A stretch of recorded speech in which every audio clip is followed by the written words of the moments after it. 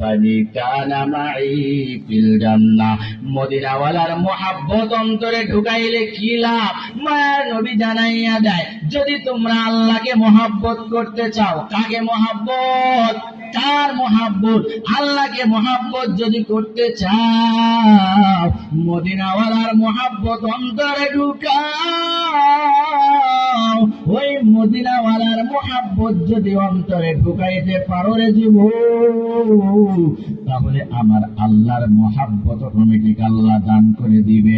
আল্লাহর মুহাব্বত তোমার অন্তরে যখন ঢুকবে, আমার আল্লাহ তাআলা তোমাকে জান্নাতের মেহমান বানায়া দিবে।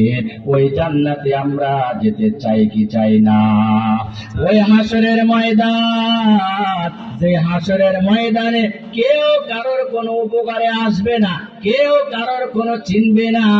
সেদিন কেমন অবস্থা হবেন জানেননি? একটিখানি নেকের তরে রোজ হাসরের মাঠেতে বাবাই ঘুরবে ছেলের পিছে, ছেলে বাবার আগেতে। একটিখানি নেকের তরে রোজ হাসরের মাঠেতে বাবাই ঘুরবে ছেলের পিছে, ছেলে বাবার আগেতে। আহা কঠিন দিনেতে আল্লাহ কিন্তু ছাড়বে না, ঠিক মতো পড়িলে নামাজ জান্নাত তোমার ঠিকানা। ঠিক কিনা বলে? ঘুমের চেয়ে নামাজ ভালো, আর তুমি ঘুমাইও না, ঠিক মতো পড়িলে নামাজ জান্নাত তোমার ঠিকানা। ওহে প্রাণের ভাই বোনেরা, ওহে আমার আম্মা জানরা, তাড়াতাড়ি উঠে যাও, উজু করে জলদি করে নামাজ পড়তে লেগে যাও।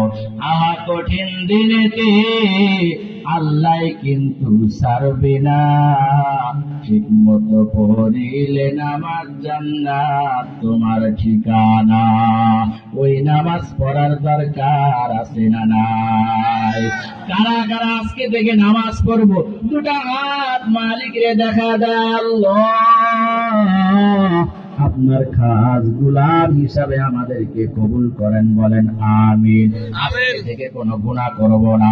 মদিনাওয়ালার মুহাব্বত অন্তরে ঢুকাও,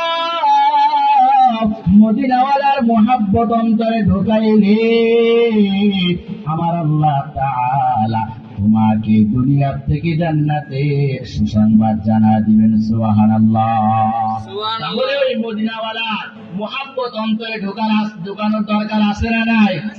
আমরা সবাই মদিনাওয়ালার তরিকা সুন্নাত অনুসরণ করে চলবো তো ইনশাআল্লাহ। আল্লাহ তাআলা আমাদের সকলকে যে কথাগুলো বললাম আমল করবার তৌফিক দান করুন। সকলে বলে আমিন। ওয়া আখির দাওয়ানা আলহামদুলিল্লাহি রাব্বিল আলামিন। আসসালামু আলাইকুম ওয়া রাহমাতুল্লাহি ওয়া বারাকাতুহু।